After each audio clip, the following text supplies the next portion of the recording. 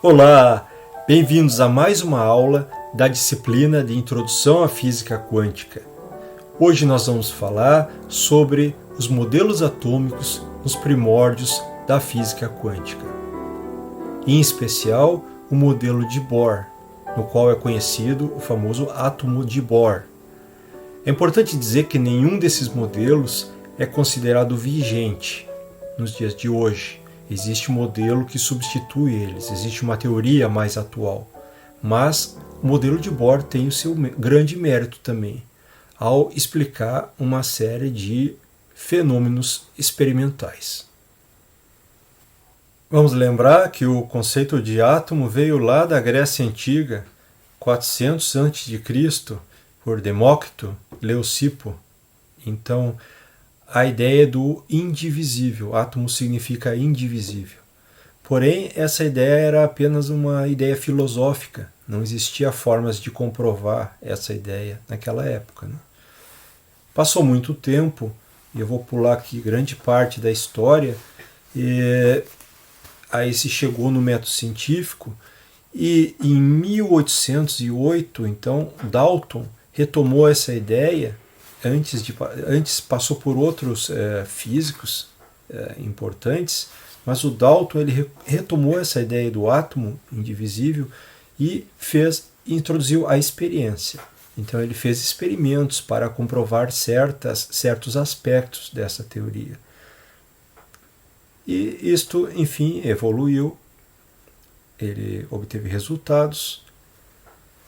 Mas o objetivo dessa aula não é detalhar esses resultados, detalhar toda essa evolução, desde os gregos até os primórdios da física quântica, e sim começar com já o primeiro modelo que se tinha já descoberta a física quântica, ou melhor, já descoberto o elétron, que é o que nós vamos falar agora.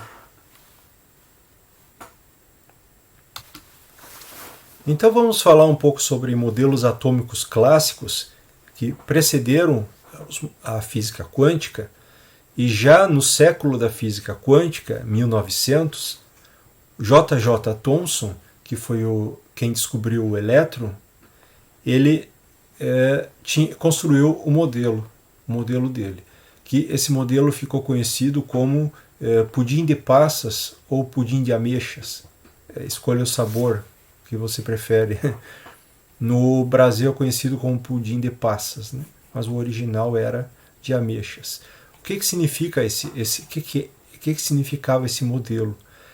O Thomson, então, ele imaginava que a distribuição de cargas positivas e negativas dentro do átomo era esfericamente simétrica.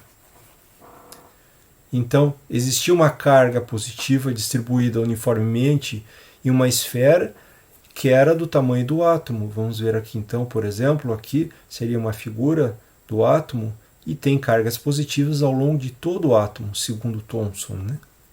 E os elétrons também estariam dentro dessa nuvem positiva, e os elétrons seriam as tais das passas, como fossem as passas num bolo, tá? Então estaria os elétrons aqui no meio, imersos em toda a região onde também tinham cargas positivas.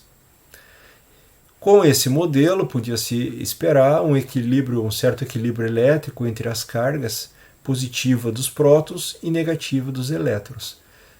Tanto o próton quanto o elétron já tinha sido descoberto na época que Thomson propôs o seu modelo, né? Como é que seria a emissão de radiação? Os elétrons, então, que estariam distribuídos ao longo de todo o átomo, eles poderiam se mover em oscilações radiais, com frequência, e a frequência dessa oscilação seria correspondente à luz que era observada, a luz visível. Só que se conhecia já o espectro do átomo de hidrogênio, e a frequência de oscilação era incompatível com o que era visível. Também é importante dizer que existia toda uma previsão quantitativa para essa frequência de emissão, para esse movimento dos elétrons, mas como o resultado dessas predições não batiam com o experimento, então eu não vou dar ênfase para essas predições. E sim, vamos seguir adiante então. Então, Rutherford, ele foi aluno de Thomson, e ele era neozelandês, e passou a ser, depois ele se tornou o sucessor de Thomson no laboratório no Reino Unido. E Geiger e Marsden eram alunos de Rutherford. E eles estudaram espalhamento de partículas alfa, que partículas alfa, a gente sabe, são núcleos do átomo de hélio, e essas partículas alfa eram espalhadas por átomos de um alvo.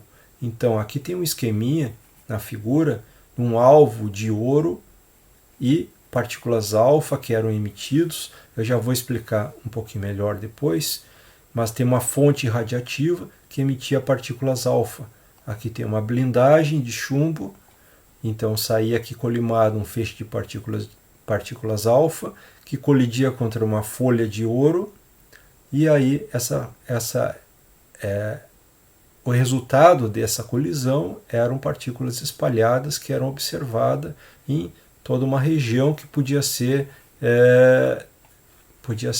investigada, podia ser visto à medida. E os resultados de Geiger e Marsden eram incompatíveis com o modelo de Thomson. Esse experimento que derrubou de vez o modelo de Thomson, que as cargas positivas e as cargas negativas estavam igualmente distribuídas ao longo de todo o átomo. Então aqui nós temos uma outra ilustração do experimento de Rutherford, e com uma pequena animação, onde dentro de um bloco de chumbo, o material era o polônio, que sofria decaimento radiativo e emitia então partículas alfa, que eram colimadas, e colidiam com essa folha de ouro, e na volta então existia feito um anteparo onde se colocava um material nessa tela, um material que era sulfeto de zinco, e aí que conseguia detectar o resultado, as partículas alfa que eram detectadas. Então, o que era observado no experimento de Rutherford? Então aqui está mostrando mais de perto o que seria aqui uma incógnita do que é feito aquela folha de ouro, o material da folha de ouro, e as partículas alfa. E notava-se que as partículas alfa, a maioria delas, ela atravessava o material. Algumas sofriam desvio. Então aqui no lado esquerdo está mostrando uma animação, e do lado direito está mostrando as várias situações que era observado, que ocorriam, né? Então, as partículas alfa sofriam desvio, ou as partículas alfa simplesmente passavam direto. Partículas alfa eram cargas positivas, né? E atravessavam aqui, simplesmente, né? Algumas, e o resultado talvez o mais surpreendente de todas, é que algumas eram retroespalhadas, ou seja, se eu batia no alvo, era observado partículas alfa voltando para trás, rebatendo para trás, está dizendo aqui. Então, como que era feita aquela folha de ouro, como que é o material no qual permitia que a maioria das partículas passassem sem desvio, muitas sofriam desvio e algumas sofressem desvio para trás, ou seja, de bater e voltar. Como que isso era possível, então? Bom, as partículas alfa, como eu falei, elas têm carga positiva, que é o núcleo do átomo de hélio, e os desvios eram compatíveis com a teoria se fosse provocado por outra carga que fosse positiva também, que seria o núcleo do átomo, que seria então... E a outra situação é que as partículas podiam passar direto, muitas partículas atravessavam sem ser desviados, só era compatível com existir muitos espaços vazios dentro do átomo, onde então passavam essas partículas alfa. Então aquela ideia do Thomson de ter cargas positivas em todo o espaço do átomo não era possível com esse experimento aqui, do que foi medido com esse experimento. Tinha que ter, para bater e voltar, teria que ter uma concentração grande de carga e massa num lugar, seria no núcleo, né? E grandes espaços vazios. Então esse era o modelo, isso que levou ao modelo atômico de Rutherford.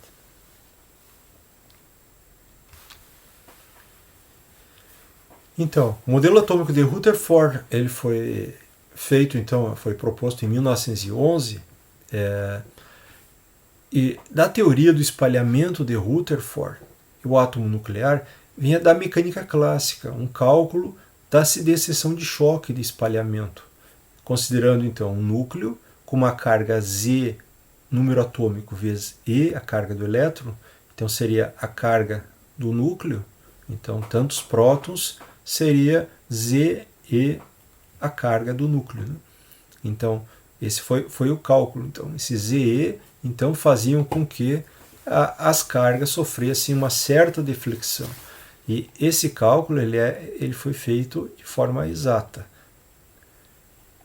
Então, com isso, com a comparação desses resultados, quer dizer, o resultado era compatível com um núcleo muito pequeno, ou seja, que não ocupava todo o volume do átomo, mas sim dimensões menores do que 10 na menos 14 metros. Isso já foi deduzido por Rutherford. E os elétrons eles orbitavam em torno do núcleo, num modelo planetário. Isso que foi a ideia usada por Rutherford, devido à força coulombiana. Então está aqui. É o modelo de Thomson, os elétrons, e em cinza aqui seriam as cargas positivas espalhadas em todo o átomo. Isso é incompatível. Esse modelo caiu e passou a ser então considerado o modelo de Rutherford. Tá? Então nós temos o núcleo lá dentro e os elétrons em órbitas planetárias devido à força elétrica, força de Coulomb. E a maior parte do espaço era vazia. Então o átomo nuclear, como era chamado, era a maior parte da massa, a grande parte da massa está no núcleo, né? E muitos espaços, imensos espaços vazios. Então, embora o modelo de Rutherford ele era compatível com a observação do experimento de Rutherford, ele tinha sérios problemas no que dizia respeito à estabilidade do átomo. Porque, segundo o que era conhecido já na época do eletromagnetismo clássico, a gente sabe que um elétron que está no movimento circular, ele emite radiação. Uma carga acelerada, uma carga em movimento circular uniforme, ela emite radiação. E se emite radiação, ela perde energia. Essa radiação veio do movimento. Então, como resultado, deveria haver o colapso. O raio desses elétrons, dessas órbitas, ia diminuir à medida que o elétron iria emitindo radiação. E o átomo ia então colapsar. Só que isso não acontece, porque os átomos eles são estáveis. Então, o modelo de Rutherford também não serviu. Ele tinha esse grave problema, que é o problema da estabilidade atômica. Espectros atômicos começaram a ser estudados no final do século XIX, quando se observavam materiais submetidos a descargas elétricas ou aquecimento. E esses materiais eles emitiam uma radiação característica. Então, por exemplo, para gases, existiam espectros de emissão e de absorção. E aqui, para colocar aqui alguns exemplos, aqui seria espectros de emissão no caso do hidrogênio, e aqui teria do sódio, do mercúrio e espectro também de absorção do sódio. Então, resultados como esse foram sendo descobertos ao longo dos anos. Então, começou por o físico sueco Ångström, 1853, seguido por Balmer, 1885, Heidelberg, 1890, Paschen, já 1908, Lyman, 1906 a 1914, se estendeu mais no tempo, Brackett 1922 e Pfund 1924. Então, o que mudou aqui? Se observou inicialmente na região do visível, que era a radiação que era observado, e depois foi se observando em outras regiões também. Então, por exemplo, o hidrogênio aqui tem linhas bem conhecidas, seria como uma impressão digital de cada elemento, essas linhas de emissão bem definidos. Então, aqui no caso poderia ser escrito em termos do comprimento de onda da luz emitida ou em termos da frequência da luz emitida. Poderia ser, tanto faz, né? Tanto faz em escrever em termos de um ou do outro. Seria equivalente, né? A regularidade desse espectro, então, se observou, assim, olhando o estudo de vários espectros, e cada um deles foi estudando regiões novas e tentando entender também como é que era, se existia algo geral que envolvia esses espectros. E então Rydberg e Hitz obtiveram a seguinte fórmula que explicava essa regularidade. Então tinha uma constante, então 1 sobre lambda, então o inverso do comprimento de onda da emissão da linha emitida, de uma dessas linhas aqui, seria igual a uma constante, que é RH, multiplicado por uma diferença de 1 sobre m quadrado menos 1 sobre n quadrado, onde m e n são números inteiros. E foi determinado RH como sendo a constante de Rydberg para o átomo de hidrogênio, como sendo 1,09 e todos esses números, vezes 10 na 5, centímetro na menos 1. Então, o valor dessa constante. E com isso, e já juntando todas as contribuições de todos esses cientistas, então se obteve termos especiais dessa série, né, dessa fórmula. Por exemplo, a série de Lyman. Depois nós vamos mostrar, tentar entender de onde que vem essas diferentes séries. Tá? Mas a série de Lyman, ela era região do espectro ultravioleta. E esse número, o primeiro número é o número 1. Ela tinha essa regularidade aqui, então. Que 1 sobre 1 quadrado menos 1 sobre 2 quadrado, 3 quadrado, 4 quadrado. Isso aí levaria à série de Lyman. Seria começando em simplicidade, mas numa região que não era observada no início, né? Que no início se observava o visível. Né? Então, tanto que o Lyman está aqui em 1906 a 1914. Né? Aí a série de Balmer, aí a ultravioleta próximo e o visível. Balmer já fez o estudo, foi um dos primeiros, né? Primeiro que fez o estudo, então, visível e ultravioleta próximo, em 1885. E na série de Balmer foi reconhecido aqui que o primeiro termo era como 1 sobre 2 ao quadrado, menos 1 sobre n quadrado, onde n é maior do que 2, né? 3, 4, 5, assim por diante. Essa era a série de Balmer, então. A série de Paschen, no infravermelho, então demorou um pouquinho mais também, foi em 1908 que foi proposto por Paschen, e daí então o número seria 3, aqui 1 sobre 3 ao quadrado, menos 1 sobre 4 quadrados, 5 quadrados, 6 quadrados e assim por diante. Daria a série de Paschen. E aumentando esses números, e então iam descobrindo outras séries. Né? Então, Brackett, 1922, então no infravermelho dava esse comprimento de onda, era 1 sobre 4 quadrado menos números maiores que 4 ao quadrado. 1 sobre 4 quadrado menos 1 sobre 5 quadrados, 6 quadrados, 7 quadrados e assim por diante. E assim por diante. Então, por último aqui, Pfund, quando fosse 1 sobre 5 quadrado, e aí o número n seria maior do que 5. Então, todas essas séries, elas eram explicadas pela fórmula proposta aqui por Rydberg e Hitz. E que foram descobertas aos poucos essas séries aqui, em momentos diferentes também.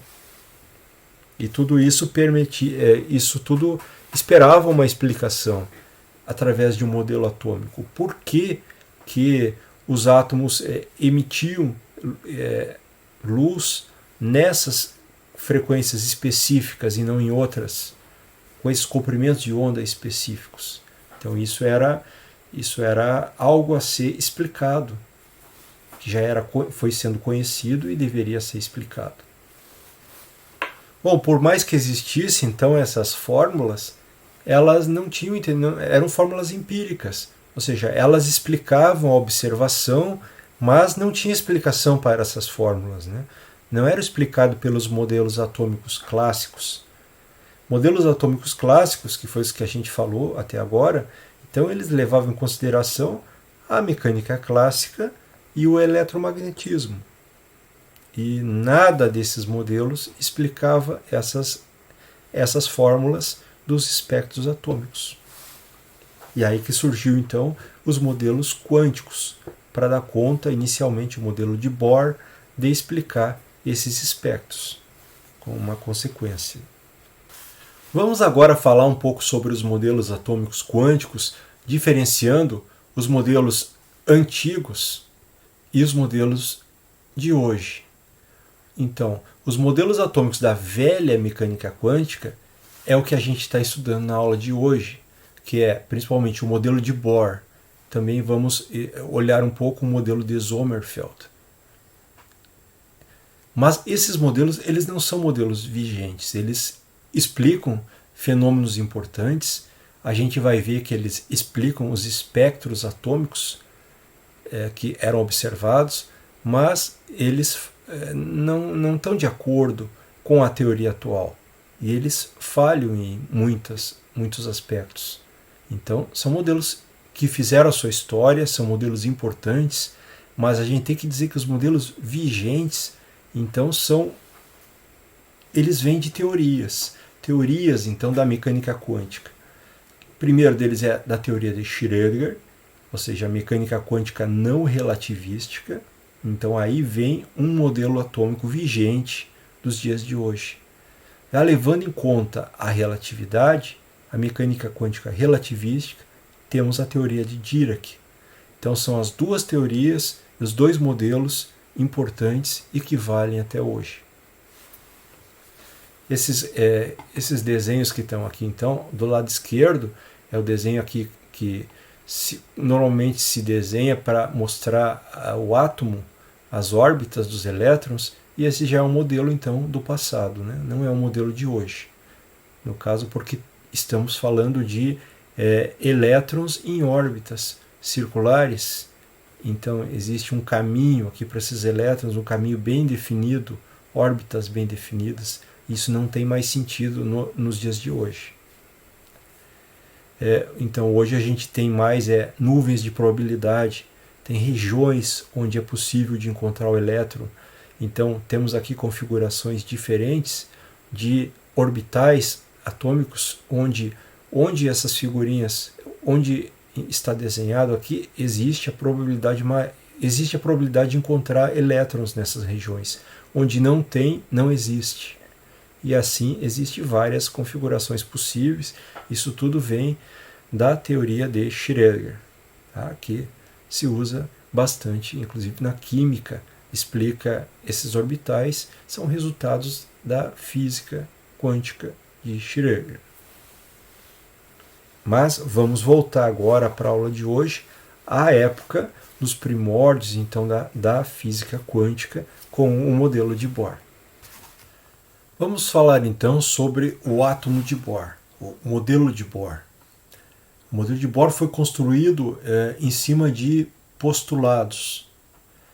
O que o Bohr fez? Ele combinou o modelo planetário de Rutherford mais as ideias da física quântica que tinha na época, ou seja, a hipótese de Planck para a quantização de energia, mais o conceito de fóton do Einstein. Então, Bohr, com isso, descreveu o espectro do átomo de hidrogênio e, entre aspas, já vou dizer porquê, construiu uma explicação para a estabilidade do átomo.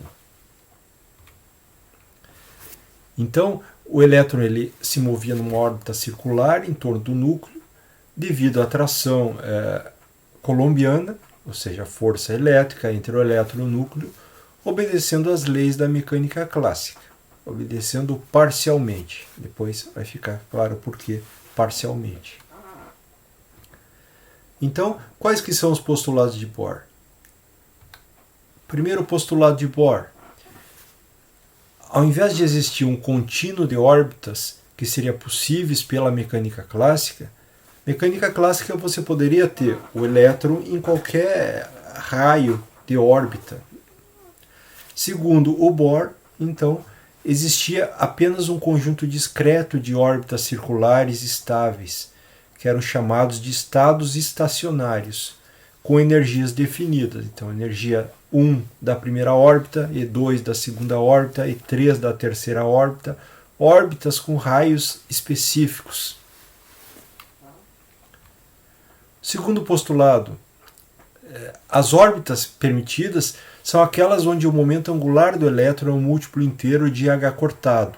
Então, h cortado é a constante de Planck dividido por 2π. E se fizer essa prescrição de escrever que o momento angular do elétron é nh cortado, ou seja, n é um número inteiro de h cortado, aí então teria essa regra de quantização para o momento angular, que foi proposta ali por Bohr. Além disso, aí vem o terceiro postulado, que é que se o elétron ele está numa órbita estacionária, ele está em movimento circular, mas ele não emite radiação eletromagnética. E, segundo Bohr, a emissão ou a absorção de radiação eletromagnética só vai ocorrer durante a transição do elétron entre estados estacionários. Como se ele pular de uma órbita para outra órbita, ele emite radiação. Mas ele estando em uma órbita, não emite radiação. Esse é um postulado ad hoc. Isso não está de acordo com o eletromagnetismo. Porque você tem uma carga elétrica em movimento circular, ela emite radiação. E se conhece quantitativamente quanto que é essa radiação.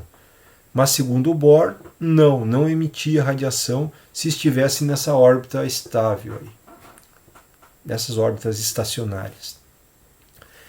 E a frequência do fóton emitido ou absorvido, então, é dado por a diferença de energia entre as duas órbitas, dividido pela constante de Planck. Então, que está aqui levando em conta a fórmula de Einstein também, né? Energia vai ser hν.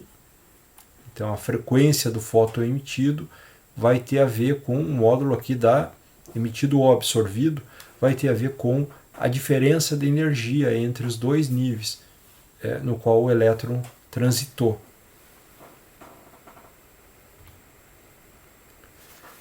Então, vamos considerar esse movimento circular e vamos escrever a lei do movimento segundo a física clássica, segundo a mecânica clássica.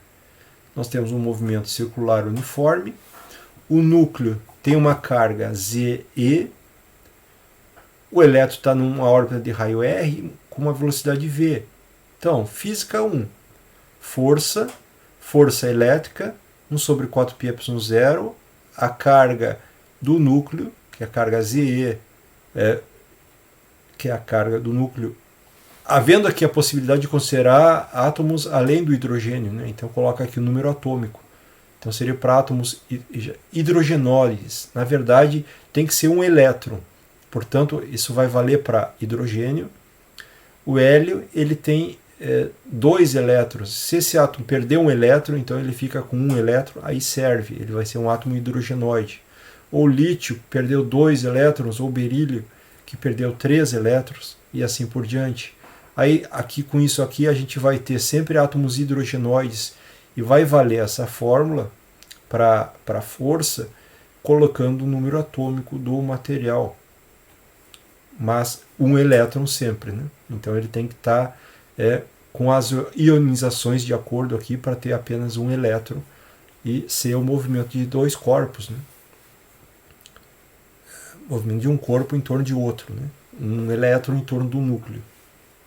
Então, força igual a massa do elétron vezes a aceleração centrípeta, V2 sobre R.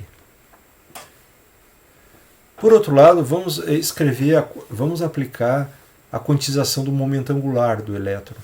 Então, pensando numa carga elétrica em movimento circular uniforme, um raio R dessa órbita, o momento angular ele vai ser a massa do elétron vezes a sua velocidade vezes o raio dessa órbita.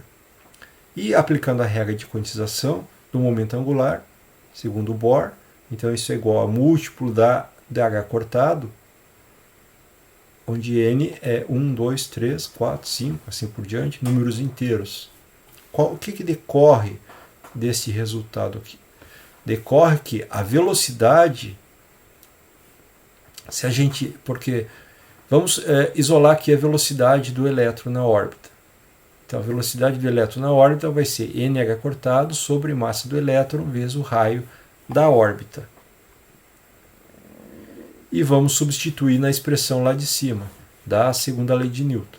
Então, força igual a massa vezes a aceleração, e aí vai elevar ao quadrado a velocidade. Então, elevando a velocidade ao quadrado, fica n quadrado, h cortado ao quadrado, sobre massa do elétron ao quadrado, que corta ao quadrado, r ao quadrado, que junta com r, então fica r ao cubo. E temos, então, essa expressão aqui. Vamos adiante. Se a gente agora isolar o raio da órbita, porque todo o resto aqui é conhecido, então a gente consegue isolar o raio em termos das constantes e em termos do número quântico, que é o número quântico n aqui da quantização do momento angular. Aí a gente tem uma constante, que o raio da enésima órbita, por exemplo, R1 seria da primeira órbita, aí seria 1 ao quadrado. R da segunda, 2 ao quadrado. R da terceira, 3 ao quadrado. Tirando fora o Z, que seria o número atômico, então se for o átomo de hidrogênio, Z é igual a 1, se forem os outros átomos hidrogenoides, coloca o Z de acordo. Então, deixando todo o resto aqui, 4π epsilon 0, h cortado ao quadrado sobre massa do elétron vezes carga do elétron, vamos chamar isso de A0. Aí o raio da órbita adquire uma forma simples.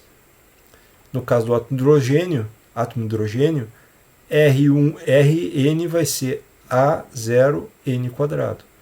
No caso de um átomo hidrogenoide qualquer, então leva aqui o fator Z.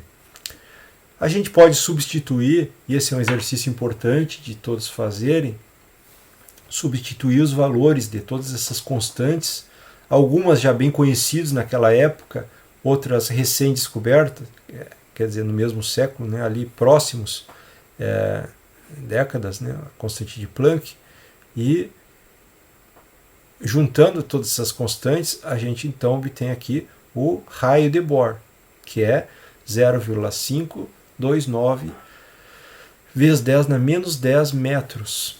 10 na menos 10 metros existe uma unidade de distância que é o ångstrom, com esse A, com a bolinha, que é o nome do Ångström, que é o físico experimental sueco que trabalhou inicialmente com os espectros. Então, meio Ångström, um pouquinho mais do que meio Ångström, é o raio do estado fundamental do átomo de hidrogênio. Se nós pegar o átomo de hidrogênio, Z igual a 1, e pegar o estado fundamental, N igual a 1. Então, raio 1 igual a 0, que é esse valor aqui que a gente calculou.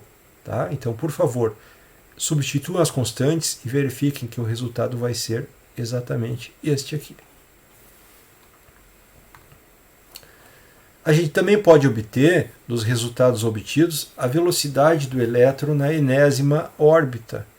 Dos resultados anteriores ali, agora substituindo a expressão para o raio, né, a gente substitui uma na outra e pode obter esse resultado também. Então, os raios das órbitas é quantizado, então isso não é mecânica clássica mais, né? Mecânica clássica poderia ser qualquer raio. Agora aqui, ao exigir uma quantização, já está fora da mecânica clássica. Então, obedece parcialmente à mecânica clássica, ao colocar aqui a segunda lei de Newton para o movimento circular do elétron na volta do núcleo.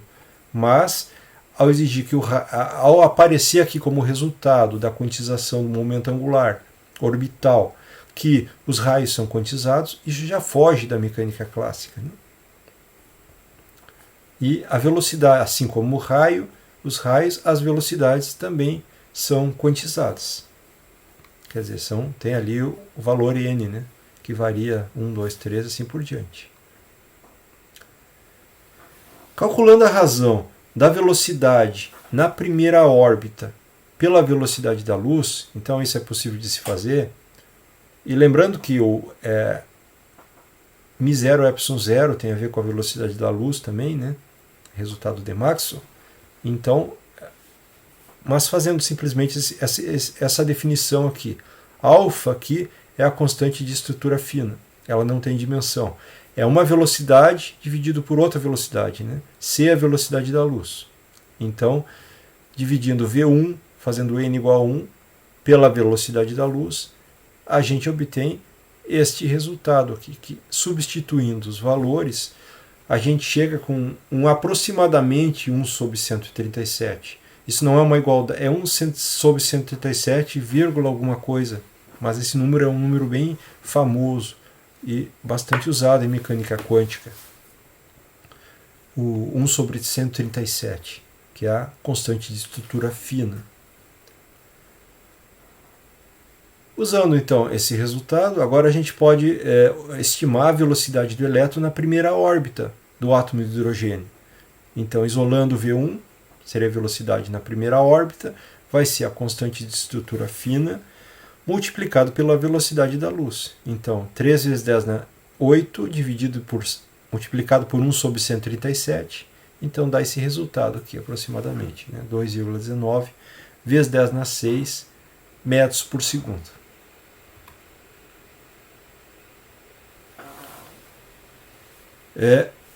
Não só o raio da órbita e a velocidade da órbita são obtidos pelo modelo de Bohr, mas também as energias. Então vamos olhar agora para a energia. A energia do elétron. Está tudo repetido aqui esse início, só vamos aqui para o tópico novo, que é a energia do elétron. Então, qual que é a energia cinética do elétron? Considerando aqui a gente está falando de mecânica quântica não relativística, então é massa do elétron, velocidade do elétron ao quadrado sobre 2. E como a gente tem a fórmula da velocidade que a gente obteve no outro slide, substitui, tem aqui uma expressão para a energia cinética do elétron. Qual que é a energia potencial do elétron? Física 3. Energia potencial do elétron que está sobre a influência de um potencial colombiano, potencial do núcleo. Então, que é K, é 1 sobre 4πε0, carga do núcleo, Ze sobre R, sobre Rn.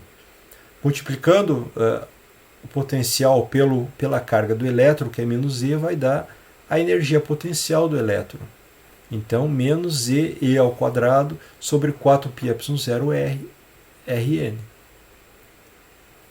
Tem uma similaridade aqui, é parecida as duas expressões, né? Tem um fator 2 de diferença entre um e outro. Então, qual que é a energia total do elétron? Energia total vai ser a soma da energia cinética com a energia potencial. Então, somando esses dois valores, um é positivo, que é a energia cinética, e outro é negativo, que é a energia potencial. Energia potencial no caso, em módulo, ela é maior, né? Então ela vai ganhar aqui. Então o resultado vai dar um fator 1/2 sobre, com sinal menos, né? Que a gente pode reescrever isso e deixar, substituir aqui o raio, né? Substituir o raio 1 sobre o raio da órbita e reescrever e deixar explícito 1 sobre n quadrado. Então, que a energia é todo esse fator aqui sobre n quadrado, com sinal menos. Então, essa seria a energia total do elétron. Vamos enfatizar a fórmula, então, escrita dessa forma aqui. A gente pode reescrever colocando aqui ao quadrado, né? Então tem z ao quadrado, z ao quadrado, então isso está ao quadrado, e a massa do elétron sobre 2H cortado aqui afora. Então dá para escrever dessa forma, reescrever a energia, e então o resultado aqui que se obtém é a quantização da energia.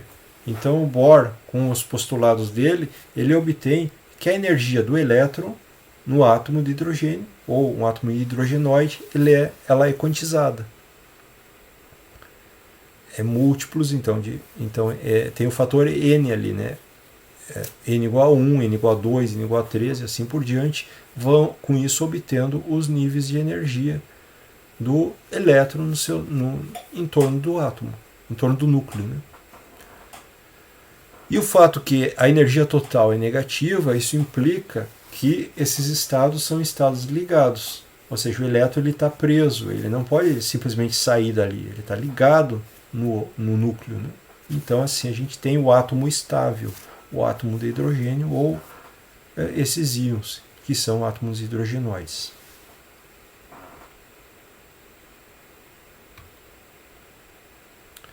E é importante aqui que a quantização da energia é uma consequência da quantização do momento angular orbital do elétron, que foi um dos postulados de Bohr. Vamos agora calcular, usar esses nossos resultados para calcular o raio das órbitas e a energia para os 5 primeiros estados do átomo de hidrogênio. Eu recomendo que vocês reproduzam essas contas, elas foram feitas detalhadamente, colocando os valores corretos das constantes, então eu recomendo que vocês reproduzam isso, que façam todos os casos. Então, o raio da primeira órbita é a zero, ou seja, 0,529 Ångstrom. Tá? Não precisa calcular, já foi calculado. A energia da primeira órbita está ali, todas as constantes, massa do elétron sobre 2 vezes h cortado ao quadrado, vezes o quadrado da energia carga do elétron ao quadrado sobre 4πε0.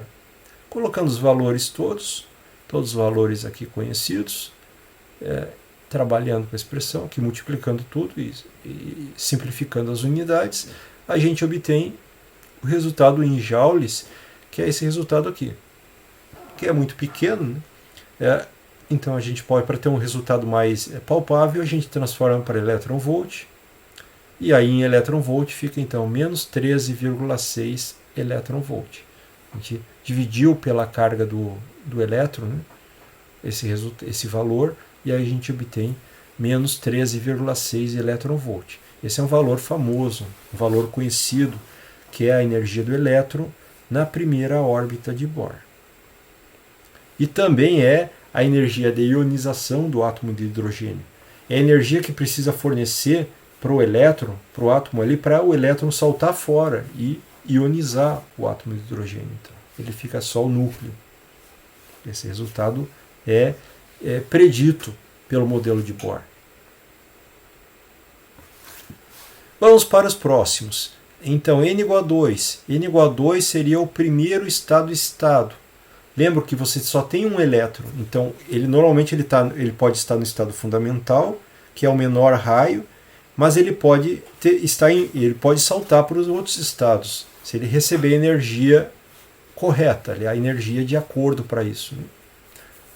Então, fazendo n igual a 2 na fórmula para o raio, então a 0, 2 ao quadrado, aí vai ser 4 vezes o raio de Bohr. Ou seja, o primeiro estado excitado tem 4 vezes o raio do primeiro estado. E a energia é menos 13,6 elétron-volt dividido por 2 ao quadrado. Então, 4 vezes menos, né? Divide por 4 aqui. Então, de 13,6, de menos 13,6 foi para menos 3,4 elétron-volt. Essa, então, é a energia mais alta, né? Começou com a energia mais baixa, que é menos 13,6, e a próxima energia é menos 3,4 elétron-volt. Assim por diante. Vamos para o próximo estado, N igual a 3, então a gente pode dizer que é o segundo estado, e é só substituir. No A0, para ter o raio da órbita, vai ser 3 ao quadrado. Então 9A0. Então os raios eles vão aumentando. Era A0, 4A0, 9A0, aumentando numa proporção alta, né, ao quadrado desse valor N. E a energia vai diminuir aqui com N ao quadrado. Então vai para 3 ao quadrado. Então 13,6 dividido por 9. Aí, então menos 1,51. Vai cada vez se aproximando de zero. Nunca chegando no zero. Né? N igual a 4. Podemos chamar de terceiro estado. Então, colocando N igual a 4, nós temos 16 vezes o raio de Bohr. É o raio da quarta órbita, vamos dizer assim, que é o terceiro estado. E a energia desse estado, então, seria E4, que é 13,6 menos dividido por 4 ao quadrado, por 16. Dividindo, então, a energia de ionização ali por 16, vai ter 0,85 menos 0,85 elétron-volt. Então, cada vez mais, menos 13,6, aí foi para menos 3,4, menos 1,51, menos 0,85. Agora começa a ter umas separações menores entre um nível e o outro. Né? Entre o E1 e o E2, deu uma grande separação. Menos 13 para 3. Né? De 3 para 1, um pouquinho menor. E de 1 para 0,85, menor ainda. Cada vez vai diminuindo a distância entre os níveis de energia. Assim por diante. Fizemos aqui até N igual a 5, que seria o quarto estado. Então o raio da órbita é 25 vezes o raio de Bohr. Então, para esse quarto estado excitado, e a energia é menos 13,6 dividido por 5 ao quadrado, dividido por 25. Então, menos 0,54 elétron-volt. Assim por diante. Vai cada vez, todos os valores de N são, aumentando o N, são possíveis. Né? O que acontece é que cada vez vai se aproximando mais do zero, sem chegar até o zero. Nós temos então uma figura dessa forma ali. Então, colocando um gráfico que a gente acabou de calcular. Nós temos aqui os valores de N. Então, valor N igual a 1 seria o nível de energia menos 13,6 do estado fundamental. Depois vai para o primeiro estado excitado, N igual a 2, menos 13,4. Aqui está colocado na proporção do valor da energia. Né? Depois E3 menos 1,51, E4 menos 0,85, E5 menos 0,54 e assim por diante. Se botar N igual a infinito, daria zero. Né? Então só o nível infinito que daria, que seria energia zero, que aí corresponderia ao elétron livre. O elétron se tornar livre, né? Ele deixa de estar preso. Né? Mas antes do infinito, todos esses níveis eles vão cada vez se aproximando mais, mas são de qualquer forma são valores de energia total negativos. Então, todos esses valores aqui, o elétron está preso. Né? Se cedesse energia de forma a passar para cima, aqui existe todo um espectro, toda uma região contínua de estados que não são estados ligados. Se o elétron tivesse energia maior que zero, então fornece energia maior do que o necessário para chegar em zero e conseguisse ionizar, aí eu teria valores quaisquer de energia. Então aí seria segundo a física clássica, né? Tenho valores quaisquer de energia no espectro contínuo. Mas eu tenho valores discretos de energia para o elétron ligado. Isso já é física quântica. Então eu tenho o espectro discreto. Então, o espectro de absorção e o espectro de emissão, o que seria? Por que seriam? Qual que seria a razão daqueles espectros atômicos que foi descrito antes da gente falar aqui do átomo de Bohr? Espectro de absorção seria, vamos supor que o elétron está num certo estado e ele receba energia ele recebe energia, ele pode receber um fóton aqui, por exemplo, com uma certa energia, é o que vai acontecer, né? Ele recebe uma radiação eletromagnética, mas ela tem que ser, não é qualquer fóton, é um fóton que tem uma frequência e um comprimento de onda bem específico para ele alcançar exatamente um outro estado que exista. Então, existem esses níveis de energia e não existe nada entre esses níveis de energia. Então, o valor do comprimento de onda, ou seja, da frequência do fóton, da energia do fóton aqui, tem que ser de tal forma que seja a diferença de energia entre um nível e o outro. Então vai haver absorção, e isso vai dar origem aqui ao espectro de absorção, esse tipo de figura, né? A emissão é quando o elétron já está num estado mais excitado e ele volta. Aí quando ele volta, ele emite um fóton, e não é qualquer fóton, é um fóton cuja energia tem a ver com essa frequência, ou esse comprimento de onda aqui, que é a diferença de energia, né? A diferença de energia entre dois níveis vai ocasionar ali um comprimento de onda, uma frequência bem específica, e só aquela. Então, os materiais, os átomos hidrogenoides, eles vão ter espectros característicos. Os materiais vão ter espectros característicos. Bohr aqui fez um modelo para átomos hidrogenoides.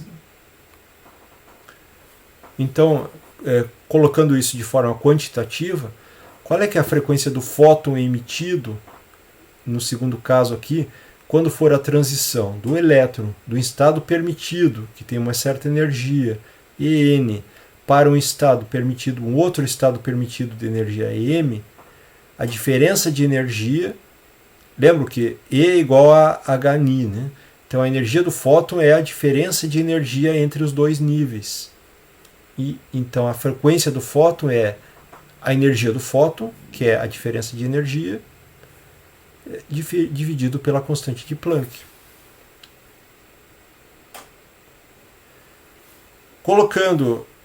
Aplicando o modelo de Bohr, que isso primeiro é o resultado de Einstein, né? Aplicado aqui, então por Bohr, e colocando os resultados do modelo de Bohr, então teria esse resultado aqui. Então, com isso, Bohr conseguiu reproduzir uma fórmula semelhante àquelas fórmulas que foram obtidas empiricamente para os espectros atômicos, né? Ou seja, a razão de 1 sobre números inteiros menos 1 sobre números inteiros ao quadrado. Isso é consequência direta do modelo de Bohr, dos postulados de Bohr. Então, olhando aqui para os possíveis saltos entre um nível e outro, que seria o salto dos elétrons de um nível para o outro, por exemplo, indo do nível 2 para o nível 1, do nível 3 para o nível 1, do nível 4 para o nível 1, isso corresponderia à chamada série de Lima, do ultravioleta. Então, que é quando o N igual a 1, o primeiro N aqui igual a 1. Quando for N igual a 2, então corresponderia aos saltos aqui do elétron, do N igual a 3 para o N igual a 2, 4 para o 2, 5 para o 2, de todos para o 2. Então a série de Balmer ela termina aqui no segundo nível, ou o primeiro estado excitado, e então essas diferenças aqui de energia vão corresponder aqui ao espectro, à região do visível. Já as séries de Parshin é aquelas que terminam em N igual a 3.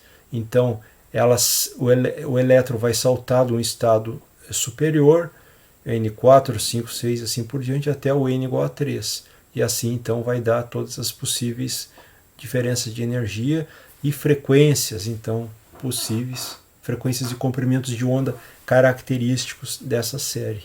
E assim por diante, para todas as séries, elas foram explicadas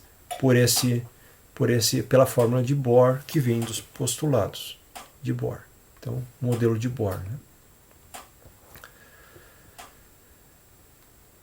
Vamos fazer análise agora então da série de Lima, por exemplo, que é quando N igual a 1, quando vai de N igual a 2, 3, 4, 5 para N igual a 1.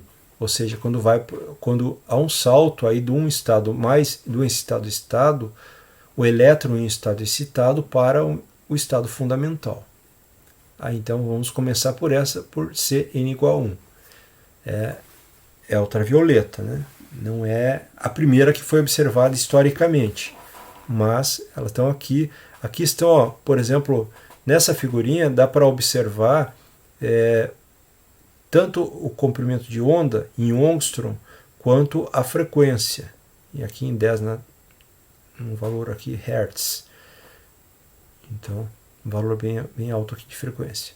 Tá? Então, que vão dar valores bem definidos para essas linhas, tá?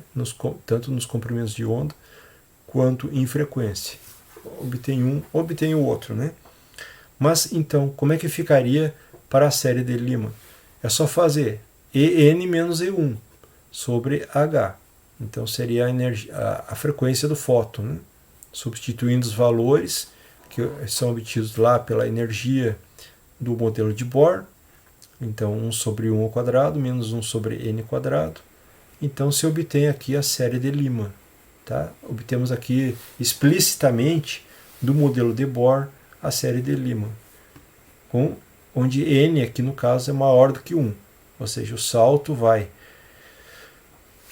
seria um espectro de absorção se saltasse de n igual a 1 para quaisquer outros níveis, né? E de emissão quando volta para o n igual a 1. Então, ambos são descritos, né? Se a gente for olhar para Balmer agora, que seria n igual a 2, então o salto vai aqui, ó, está representada essa segunda região aqui, que nós temos então o segundo nível de energia, e a série de Balmer é quando vai de um nível superior para o nível 2. Então, para 3, 4, 5, 6, assim por diante. Então, com isso, você vai ter En menos E2, e aí você obtém a fórmula lá dos espectros para a série de Balmer. E assim por diante para todas as séries. Ou seja, a série de Paschen, quando vai de um n vai até n igual a 3, ou seja, vai para um n maior até n igual a 3, ou de Brackett, que vai até um n maior para um n4, Fund e assim por diante. Então, olhando para os espectros atômicos, se a gente olhar em termos do número de onda, então o número de onda vai ser 2π sobre o comprimento de onda. Ou se a gente simplesmente olhar para 1 sobre o comprimento de onda, ele vai ser a frequência dividido pela velocidade da luz. Então, escrevendo a fórmula que veio do modelo de Bohr em termos de 1 sobre lambda, 1 sobre o comprimento de onda, vai ser igual a uma constante que nós vamos chamar de R infinito, z ao quadrado, número atômico, e a diferença dos números ao quadrado, 1 sobre m quadrado menos 1 sobre n quadrado. E com isso absorveu nessa constante R infinito o 1 sobre 4πε0 ao quadrado, massa do elétron, carga do elétron na quarta, 4π, h cortado ao cubo vezes a velocidade da luz. Então, todas essas constantes constroem, que vem do modelo de Bohr, constrói aí esse R infinito. E aí com isso se obtém, por exemplo, para o átomo de hidrogênio, ou seja, Z igual a 1, aí então fazemos Z igual a 1 aqui, 1 sobre lambda vai ser R infinito, 1 sobre m quadrado menos 1 sobre n quadrado.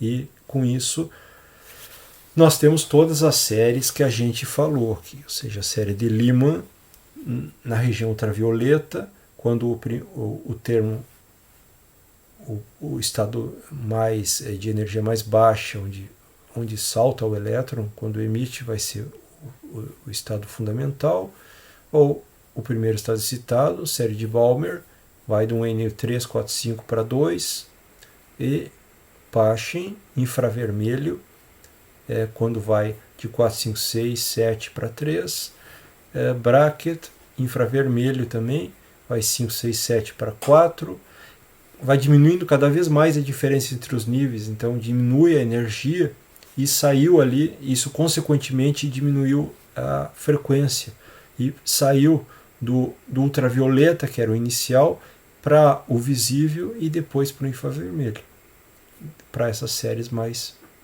de N's maiores, aqui o N de partida, né? A constante de Heisenberg para o átomo de hidrogênio tem esse valor experimental, então 1.0967757 vezes 10 na 5 centímetros na menos 1. Do modelo de Bohr, substituindo os resultados aqui que vem do modelo de Bohr, olha só a proximidade do resultado experimental para o resultado teórico. 1.09744 vezes 10 na 5 centímetros na menos 1. Então a concordância é muito boa, né? Ela não é igual, né? Mas vai ter 1.09 e o 7, se fosse arredondar o outro número, iria para 7, né?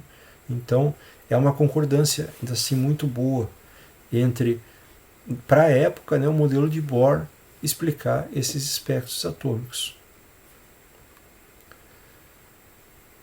Mas enfim, existe ainda a forma de melhorar, né, e uma das formas de melhorar o modelo de Bohr seria a chamada correção de massa nuclear finita.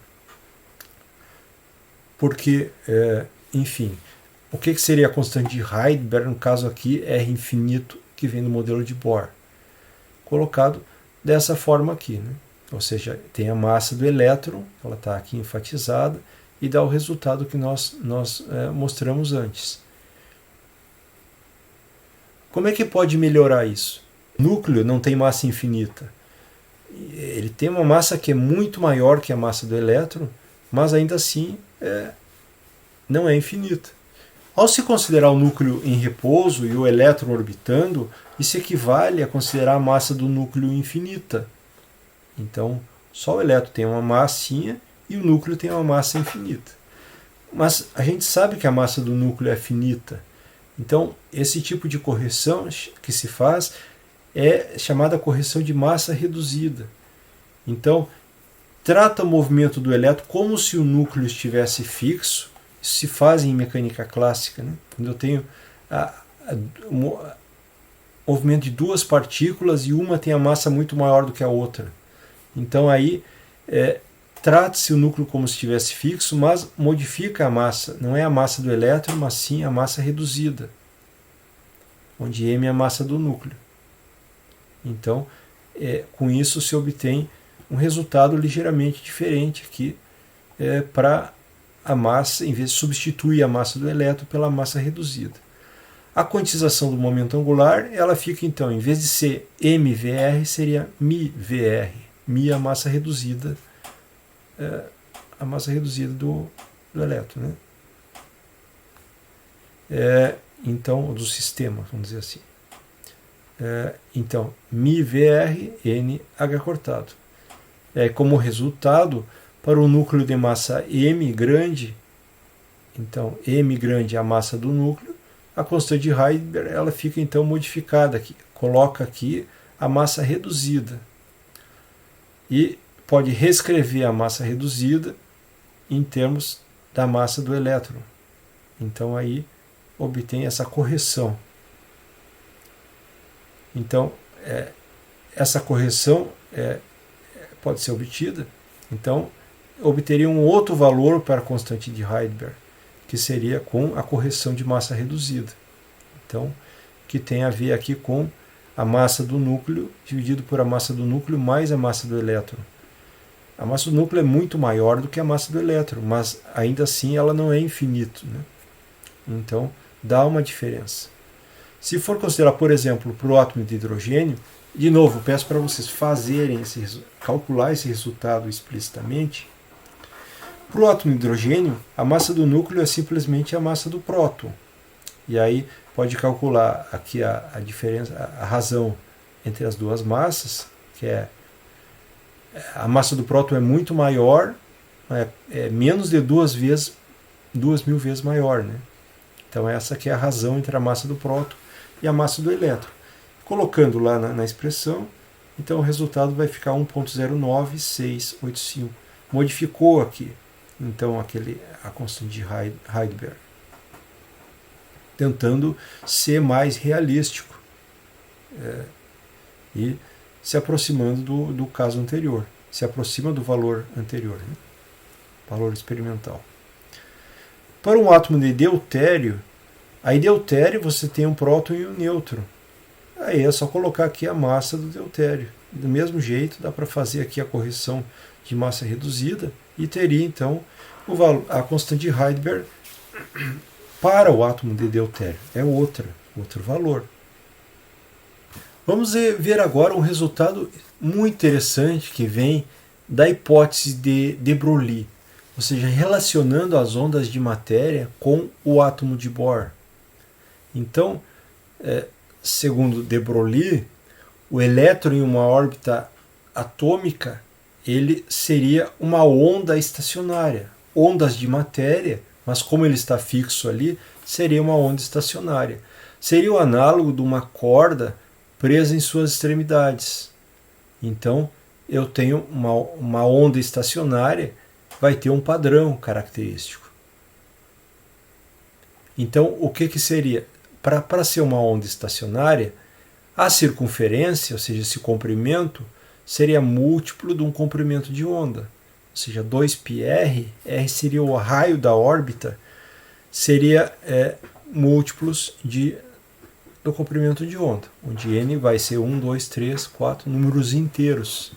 Então tem que fechar aqui a órbita para ser uma onda estacionária. Então, ou seja, é isso aí, né? A circunferência da órbita é um múltiplo inteiro de um comprimento de onda. E aí, usando a relação de de Broglie para esse comprimento de onda, ou seja, qual que é o comprimento de onda associado ao elétron? Depende do momento, né? Então, lambda é h sobre p. Então, substituindo no lambda h sobre p, fica h sobre p é mv. Substituindo, então, h sobre mv, podemos isolar mvr e passar o 2π para baixo aqui, e eu fico com massa do elétron vezes a velocidade do elétron na órbita vezes o raio da órbita. Isso é o momento angular do elétron, igual a n vezes h, constante de Planck, dividido por 2π, que veio da circunferência. Ou seja, h sobre 2π é o famoso h cortado. Então, nós temos o momento angular, ele é quantizado. Então, a hipótese de Broglie ela tem a ver com a quantização do momento angular. Uma coisa leva a outra. Para resolver alguns problemas com o modelo de Bohr, Sommerfeld fez uma extensão desse modelo, baseado nessa regra que é chamada uma regra de quantização de Wilson-Sommerfeld, onde nós temos então uma coordenada Q e uma coordenada P, que seria o momento canonicamente conjugado a essa coordenada. E essa integral daria então múltiplos de H. Isso levaria em conta a possibilidade de terem órbitas elípticas. Então, os elétrons em um mesmo nível, eles ocupam órbitas circulares, então teria uma órbita circular, mas também teriam órbitas elípticas, correspondendo a diferentes subníveis. Então, que foi denominado de S, P, D e F. E essa descrição, essa notação ainda é usada, né, em outros contextos, para momento angular. Então, tem aqui, com isso, existe uma correção relativística que era feita aqui, baseado nesses números, levando em conta as possibilidades de movimentos elípticos, e então a correção relativística entraria nesse segundo termo, né? Então teria um resultado, vamos dizer, melhorado aqui para a energia do elétron em um dado nível. Primeiro, o 1 aqui corresponderia à energia de Bohr, mas aí os outros resultados então viria de uma correção relativística. Isso, e juntando isso tudo, essa correção relativística ela é proporcional ao quadrado aqui da constante de estrutura fina, E essa teoria foi conhecida então teoria de Bohr-Sommerfeld, ou seja, juntou, agregou ao modelo de Bohr essas novas quantidades, essas novas possibilidades consideradas por Sommerfeld. Bom, existem algumas críticas a essa teoria. Primeiro, as regras de quantização elas não têm uma ligação lógica, ou seja, elas são impostas, mas não tem uma razão assim, por que deveria ser assim. Segundo, a teoria só descreve o comportamento de sistemas físicos cujas grandezas dinâmicas variam periodicamente. Então, eu tenho uma grandeza periódica que vai satisfazer essa grandeza. Se não for uma grandeza periódica, não descreve. Terceiro, a teoria só é aplicável com sucesso aos átomos de um elétron. Então, já passou para 2 elétrons e, portanto, a maior parte dos materiais, nem no modelo de Bohr e nem o modelo de Sommerfeld descreve átomos com mais de um elétron. Então, quer dizer, falta uma teoria mais consistente. Esses modelos foram importantes, eles levaram em conta a física quântica, eles explicaram os espectros atômicos, porém para átomos hidrogenoides. Ou seja, falta muito ainda para descrever a tabela periódica. Então, esses modelos são bastante limitados, vamos dizer assim, embora eles tenham lá o mérito deles. Falando de modelo atômico e prêmio Nobel, então, modelo atômico da antiga física quântica, o Niels Bohr foi o ganhador do Prêmio Nobel de Física de 1922, pela razão alegada que foi pelos seus serviços na investigação da estrutura dos átomos e da radiação por eles emitido. Então, o Bohr recebeu o Prêmio Nobel por essa razão, pelo seu modelo que explicou a radiação, tanto emitido quanto absorvido pelos átomos hidrogenoides. Então, essas são as referências bibliográficas utilizadas nesta aula. Os nossos livros Eisberg, Caruso e Okuri, Tipler, Levlin. Também o livro de Mecânica Quântica, do Zetili. E o livro de Física Quântica, do Lebelak. O livro de Física Geral, Física 4, do Moisés Nussensweig. E também a página do Prêmio Nobel em Física. Aí já é um bom ponto de partida para outros estudos. Muito obrigado.